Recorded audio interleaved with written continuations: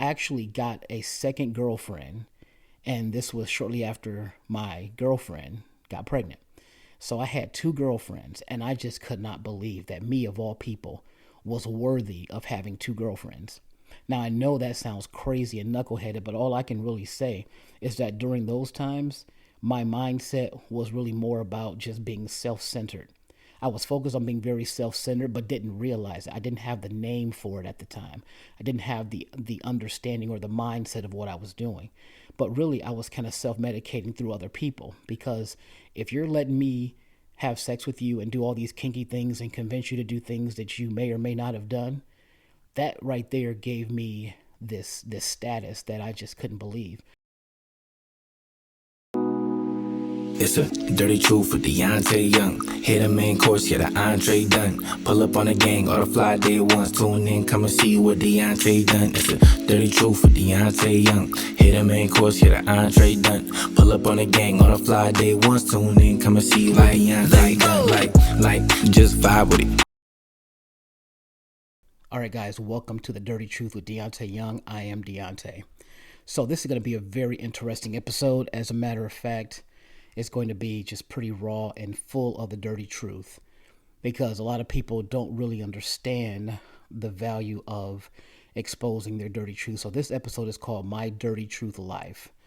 And I'm just going to be talking about my dirty truth because people always want to know, hey, Deante, you keep talking about us exposing our dirty truths. What is your dirty truth? So I have a lot of them. And I do want you guys to understand that turning your trash into treasure is really an art form. It's a skill, and it's also a superpower. So I made a list, and as you can see, this is the phone, but I made a list just so I can have a little bit of structure for talking about my dirty truth life. So let's get with it from the very beginning. So the first set of dirty truths that I had took place during my childhood. Okay. So from childhood, really from birth to age about 15. So I'm actually from the Cleveland public school system. I'm a product of that. And back then, when I went to elementary school and middle school and high school, it was mandatory for schools to do something called desegregation. It was the desegregation rules, and that was when people of all races, they were obligated to have to go to the same schools instead of white kids going to white schools and black kids going to black schools. They wanted to integrate that, but enough of that. So I will say this. When I was in first grade, towards the end of my first grade year, they called the powers that be, they called a conference with me and my mother. I was 7 years old at the time. And they said, Deante has an exceptional level of intelligence, and we believe that he needs to be in major work beginning in the second grade year, which was the following year. So major work is what they call honors classes. But back then, that's what they were saying, major work. As soon as I got into major work, my grades just went down the drain. So I had two main things I had to deal with that were dirty truths for me. First of all, I was very overcaloried. Actually, three things. I was very overcaloried, meaning I was fat than the cat, wide than the sly, big than the pig. You see all of this loving that I have now. It was even more pervasive as a child, because as a child, you're around children all the time, and they are always going to kind of tear you down. you know, now I was a witty person, but I still just could not really make heads or tails of that. But still, I would have to say that my grades were the biggest issue. I constantly underperformed when it came to mathematics, science, all these types of things. Spelling was my favorite thing, and I was a pretty good reader out loud. But my grades were horrible, and I know that that has everything to do with the fact that I really didn't care about the schoolwork. It wasn't so much that I couldn't do it, but it was just horrible because I was one of those people that had the gift of curiosity. And the things that I fell in love with was Knight Rider, Michael Jackson, things like that, because those things were very interesting and I found creativeness in those things. So I was also a person that always liked to express myself. So very, very, very self-expressive. So that was huge. And other students, they got really excellent grades. But see, when you're in major work, they expect you to excel. I did not excel, not one bit. I excelled at doing the things that I cared about, which was drawing and writing articles and doing all of this stuff while I should have been doing schoolwork. So my dirty truth with that was just that I was basically a fraud, but kind of not really a fraud because the way I was able to turn that trash into treasure, and it really took many years, is to realize that whatever they say is the standard way of doing things, I was able to prove that that's not the standard way because kids, they got excellent grades. That was also a major work. We all ended up, in some cases, having the same type of luck as adults when it came to getting jobs. Now, some people got excellent jobs, other people were unemployed, other people just sometimes they went homeless, all these different types of things. So, having a great academic career, it's not a guarantee of anything. And I was able to use that trash and turn it into treasure by realizing and empowering other people that, hey, even if you screw up in school, just know it's not the end all be all. It's not the sum total of who you are. So it helped to give me a lesson to have some belief in myself and also spread that to other people who can relate to that because they went through the same thing. Now, when I hit my adolescence, I would say, really started for me, not the traditional sense, but I mark that as when I started talking to girls. And so that was right around the time I turned 15 years old. So 15 years old, I started talking to girls all the time, and I had a very huge lack of self-belief because of my weight. And honestly, I just always felt like every girl was too good for me and every guy was better than me. If you were a skinny guy, I'm just like, yeah, I can't compete with you. But what really drug me down and my self belief was when I was in, I think it was 10th grade. Yeah, 10th grade and 11th grade. There was this guy, I'm not going to name his name, but there was a guy who had two girlfriends, right? Skinny white guy, two girlfriends. I used to wonder how in the hell does this guy have two girlfriends because he wasn't a guy that was hot. He didn't have Tom Cruise handsome looks or anything like that. But here's the crazy part. I remember every time he would like brush his hair, his hand over his hair, like all of this dandruff would just fall onto his classwork on the desk. And then I remember sitting next to him in Spanish class, and I could see in his ear, like in his ears, because I was sitting right next to him, he had such disgusting wax buildup in his ears. It really looked like somebody had melted caramel in his eardrums. No lie. And I was just thinking, oh my God, if I can see it just from sitting here, and you don't have to go with a Q-tip deep into his ear to see it, that's pretty disgusting. And yet this guy had two girlfriends at the same time. So when I see that kind of stuff, I'm like, man, I can't even get a girl to even give me a kiss, let alone date me. He's got two of them. And they were treating him like he was some type of stud puppy. And he was really like a dud puppy. I mean, these eardrums were embarrassing. So when I saw that kind of stuff, it just reaffirmed that I was not good enough for girls.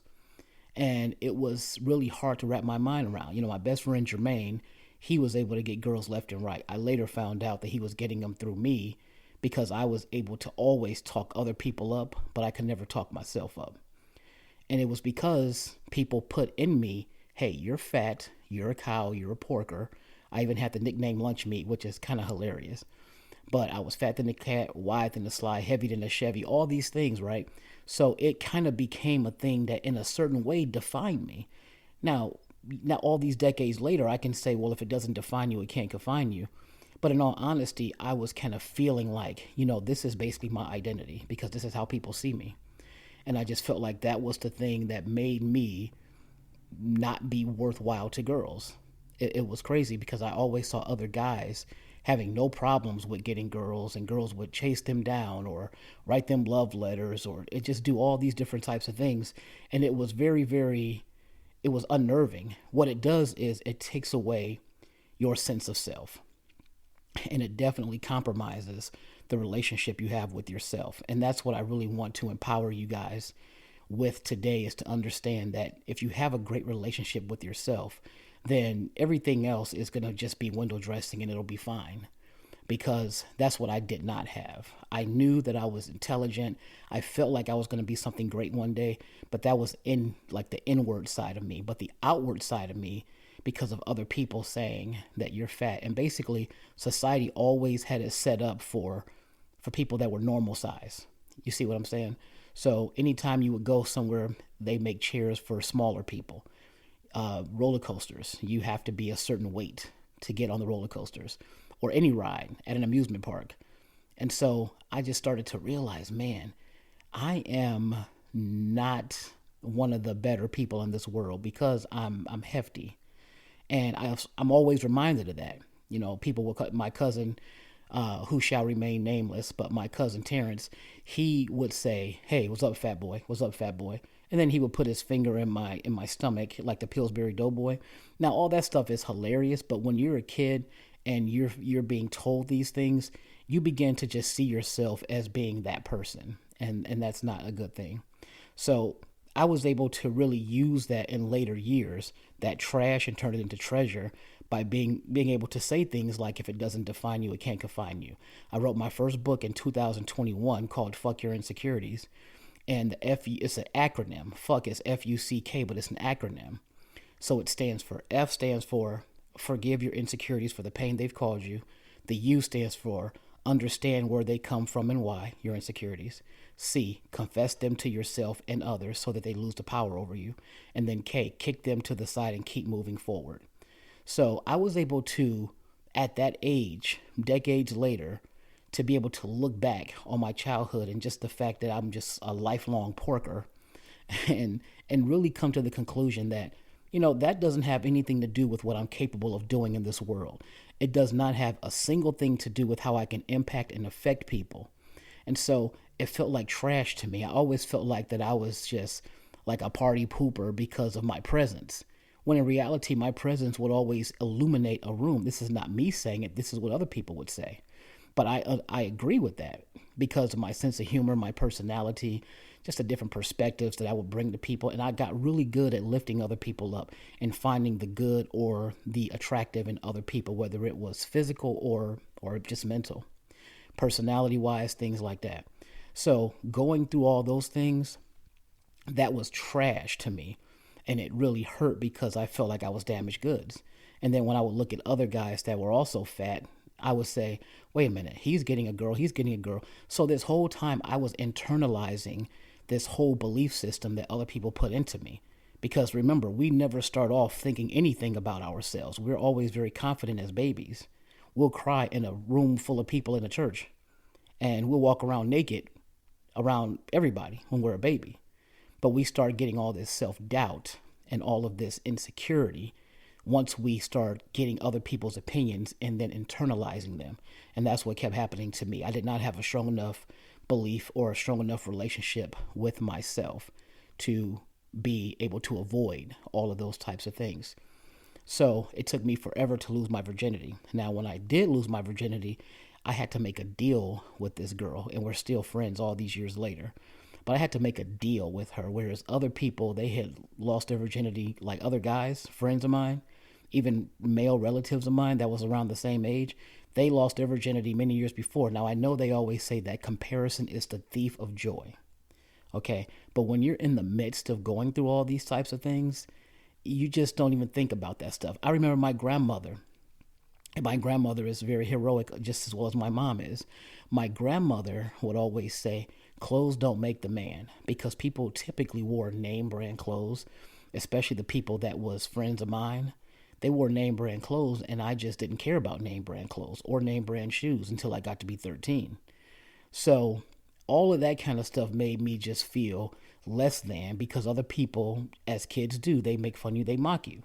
But when I lost my virginity, I felt like, wow, I'm going to start getting girls now. And I just kind of felt like being able to do that, having a girl or woman to just like me, I felt like that was very, very important to have, because it was like confirmation that I'm good enough.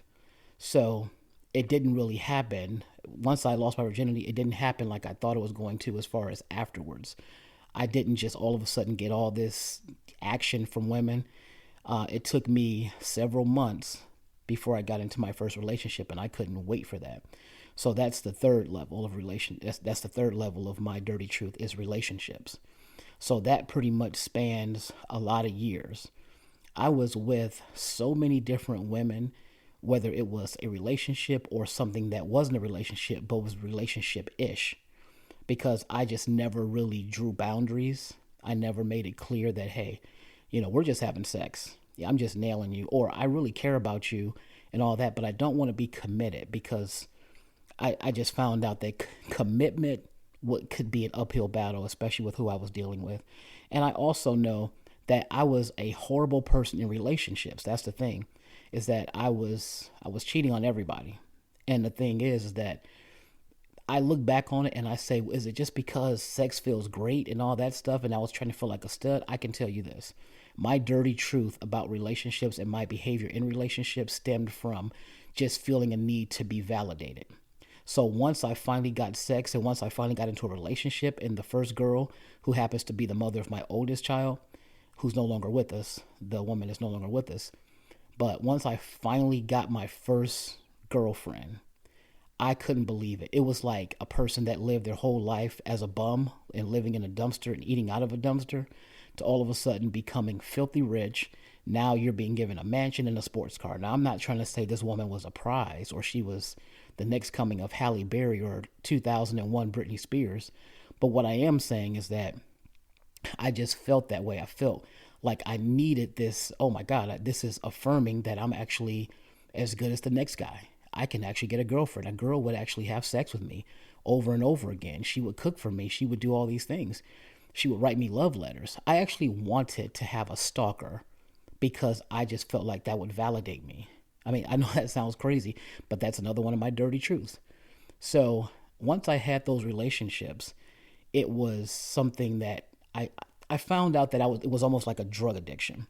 I needed to keep having this confirmation and this validation that I can continue to get other girls. So that's why when I was in relationships, I felt like other women were just fair game. How could they not be? I felt like they were fair game, and as long as I can have women to do things with, that was going to be the most important thing, because that means Deante is able to get another girl. Deante got this girl, he got that girl. I remember my second year of my first relationship, I had gotten a second girlfriend. My first girlfriend was going off the rails. She was being a real knucklehead, and it was very annoying. So I actually got a second girlfriend, and this was shortly after my girlfriend got pregnant. So I had two girlfriends, and I just could not believe that me, of all people, was worthy of having two girlfriends. Now, I know that sounds crazy and knuckleheaded, but all I can really say is that during those times, my mindset was really more about just being self centered. I was focused on being very self centered, but didn't realize it. I didn't have the name for it at the time. I didn't have the understanding or the mindset of what I was doing. But really, I was kind of self medicating through other people, because if you're letting me have sex with you and do all these kinky things and convince you to do things that you may or may not have done, that right there gave me this status that I just couldn't believe. So it was like being handed a truckload of money, millions of dollars, and expecting me not to go and just not make the best decisions with it. But I don't apologize for any part of that, because that that brought me to a great place eventually. So that was, you can consider that to be trash. Now, at the time, I never felt that it was trash. I mean, I had several relationships or several situations where I had one girl and then I had another girl. And then I would also have some on the side and things like that. And I still, even to this day, as I'm speaking right now, it feels like a shocker that girls went for me. Fat Deante. That's what I'm saying. Fat Deante. They actually went for me amazingly. But what I was able to do is those mistakes and that self-centeredness that I had in relationships for many years, I was able to use all of that, reflect many years later in the current times, and say, man, I always felt like I wasn't doing anything to them. I was doing things for me. So therefore, what was the problem? But I can look back on it now and say, yeah, but see, I was hurting them without intentionally doing it. It wasn't about, oh, I'm going to go hurt you. It was like, no, I'm going to get this action. I'm going to get these panties off of this chick. And it's going to be because I want to do it. It ain't got nothing to do with you, whether you're my girlfriend or just somebody that I'm nailing. That was kind of my mentality. I'm just being honest. This is my dirty truth. And so, being that way and realizing that it's very important to do things that you mean. And when I say do things that you mean, like I was doing these things and just going from girl to girl and sometimes just uprooting my relationships through my behavior. What I was doing was serving me, but I wasn't doing what I actually was doing. I didn't intend to do what I was actually doing, which is hurt other people. They were just collateral damage, but I can look back on it now and say because of those things, not in spite of, but because of those things, because of those versions of myself, I am able to be such a committed husband, and I've been a committed boyfriend, a committed fiance to my Mrs. Young. Those things, this wouldn't even be possible for me to be so loving and so considerate and so thoughtful and so self-aware if it wasn't for those things, because I look back on those things and I'm just like, man, so that's what I was like. Oh, looking back on it now that I'm not in those situations, man, I ain't trying to be like that to her or anybody else ever again. So that's how I turned that trash into treasure, because now Billy has the absolute best version of me. And guess what? I have the absolute best version of me until the next version outpaces this version. Okay, so then the next one would be adulting. And that was when my youngest daughter's mother walked out and took my daughter, at the time she was 9 years old, and just left me hanging by a thread. At the time, see, I'd never been a person that liked traditional jobs. Okay, so I've worked many jobs, mostly in security, being a security guard, but I never really liked having jobs that did not feed my soul. And doing those types of things to me are just like real penny ante jobs that don't, like I said, it doesn't really affect me in a positive way. Okay, it's just like, man, I don't want anything to do with this kind of thing. So I was in a position to where my ex fiance, which is the mother of my youngest daughter, she was able to leave me hanging by a thread. At least that's how I saw it, because she had got fed up enough with just the way things had been. But we were on bad terms really for a few years by the time she moved out. She was basically my financial support system, and I allowed myself to fall into that trap. And by falling into that trap, because I didn't really like working at just any old place, so I spent big chunks of time being unemployed and just doing my creative work and getting skills to do things that you guys now see as being magical or spectacular or ooh and ah and things like that. I was always just gaining skills and experiences that would eventually serve me well, and it's doing it right now. But during those times, like having a job, I just didn't feel like I should have a regular person's job. And you can call that egotistical or whatever, but I just never saw that. And so it would be hard for me to really keep these jobs, because it was like, yeah, this is not me or whatever. And sometimes just wouldn't even work. So that left me where I was very codependent on my ex-fiance. And then when things got very trashy and tumultuous, largely because of me. I mean, nothing happens with just one person. I mean, both people are responsible, but I'm going to put the dirty truth all on my shoulder that I did not show up anywhere near. If someone was going to say, what letter grade would you give yourself as a person in a relationship? I would say a D minus. And the only reason why I wouldn't say an F is because I still did things and lifted these people's spirits up, the women that I dated and things like that, or that I just was with closely.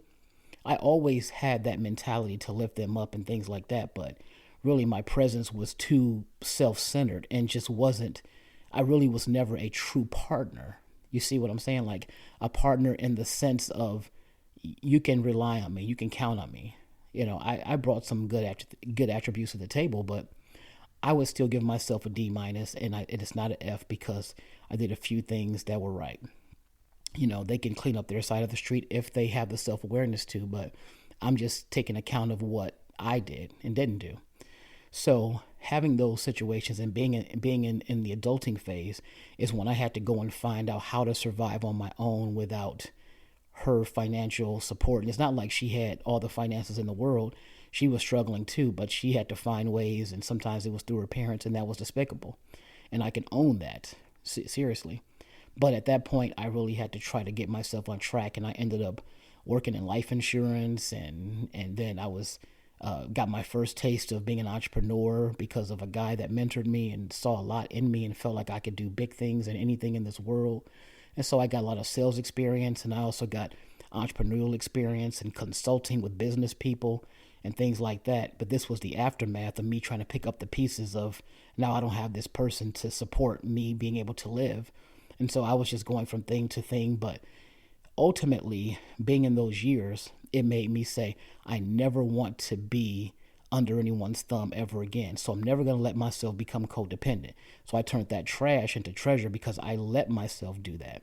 And so now, going forward, it has given me a stronger resolve. I never go to my mom for anything, but there are grown-ups that go to their parents now like it's nothing, and I just won't do it. As a matter of fact, I checked myself into a shelter about 7 years ago because I wanted to teach myself a lesson. Now, I was living with a woman and her father who basically treated me like royalty. I didn't have to pay anything. I was able to get food anytime I wanted something to be cooked. They cooked it. I got all the sex I wanted, was able to drive, their cars and all these types of things. But I checked myself into a shelter because I wanted to teach myself a lesson mostly. And I also just needed to have my own environment again. And I was able to do that. So now the current phase that I'm in is the teaching phase. And the one thing that I would say is a real dirty truth that I'm not proud of with this era, with this phase I'm in currently, is the fact that I'm not using and maximizing all the talents, capabilities, skills, life experiences to their maximum full potential. I have, and this is not to brag, this is not to impress you, it's to impress upon you, that I have a great deal of skills, capabilities, perspectives, worldview, everything you can possibly think of, right? And yet, even with all that I've done, through the grace of God, I still have not maximized everything that I can do, all the capabilities. But because of this long history that I've had of many dirty truths, I'm able to really think of it pragmatically and say, you know what? I know for sure who I am. And for sure, I procrastinate. I do things where I can be at a B, but I know I can do an A plus.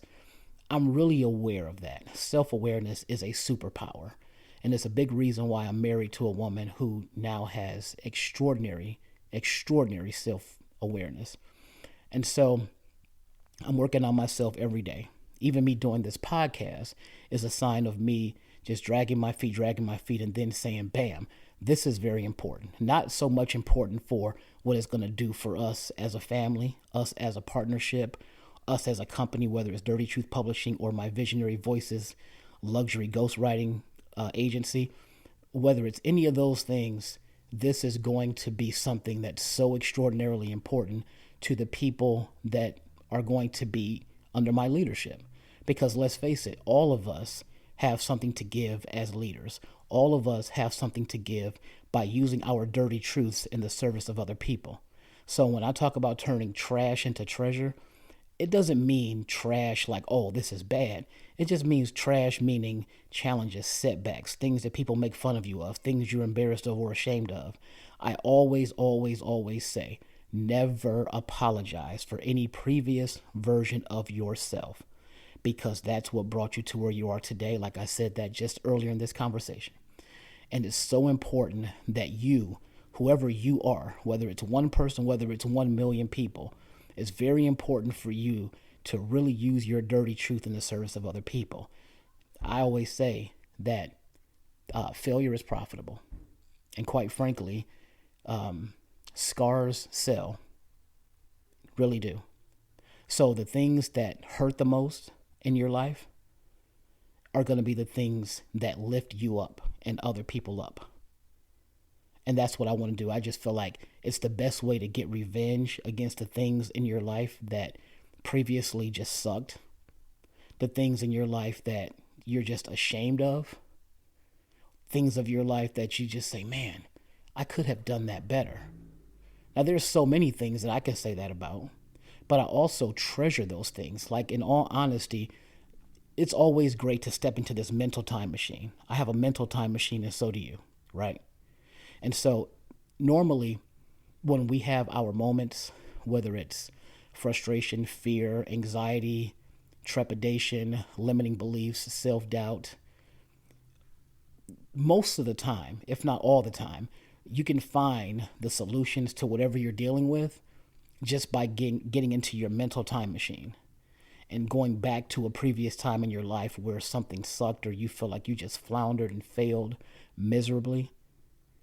Well, the good news is that your life can be uplifted by something you already went through. And so because I know that I already did these things and made these mistakes and all of that kind of stuff over the years, I'm able to look at it and say, I'm actually capable of going higher. If I want to make this kind of income or build this kind of business or lift up these many people or have this type of event, I can do that. And how do I know it? Well, because God gave us all a purpose. So we're always here on purpose for a purpose. They say God never makes mistakes. God don't make junk, in a nutshell. And that's correct. So everything that happens to your life, it happens not to you, but for you. And I remember a very wise man that I know. He says, you can never trace your steps going forward. It's only when you look backwards can you retrace your steps and realize that thing from 20 years ago, that thing from 3 years ago, is the reason. This is why that happened, because it brought this to me, or it brought me to this. So always remember, when I tell people in my interviews, I say, listen, you might be done with your past, but the past is not done with you. And the thing that we really should internalize is that we really don't know ourselves. And the person that you really need to get to know more each day is yourself. Because if there's anyone I've known more in the past, I would say, especially 10 years, it's been me. I have learned a hell of a lot about me in the past 10 years, especially the past 7 years. And that's why I have written and published 9 books since 2021. So in a span of 4 years, I have written and published 9 books, and they're all nonfiction. And the first 5 are personal development books. So 6 of my 9 books are personal development books. And it's very important to really, really develop yourself personally. It's one of the things that I think would help the most. And understanding how to turn your trash into treasure, believe it or not, is also a form of self-care and a form of self-love. So with this podcast, it's not meant to just be a business entity. It's not meant to help take my brand to a whole different level. What it's really meant to do is put my life experiences into the world, the ones that suck the most, and the life experiences of other people, and impact 1 people, 1 million people, 1 billion people. That's it. Did I say people? 1 people, 1 person. But yeah, so that is, in a nutshell, my dirty truth life. And I just want you guys to always understand, again, if it doesn't define you, it can't confine you. So share your dirty truth. You'll be amazed at the type of treasure you can get out of that trash. I also want to say this. I love my wife. I love Billy Joe Young. I love Billy Joe Young. And unlike Michael Jackson, I'm going to say this. Billy Joe is my lover. She's just a girl who claims that I am the one. And you know what? She's also the one. But shout out to Billy Badass. She's also co-host of The Dirty Truth with Deante Young. Guys, embrace your dirty truth. Don't run from it.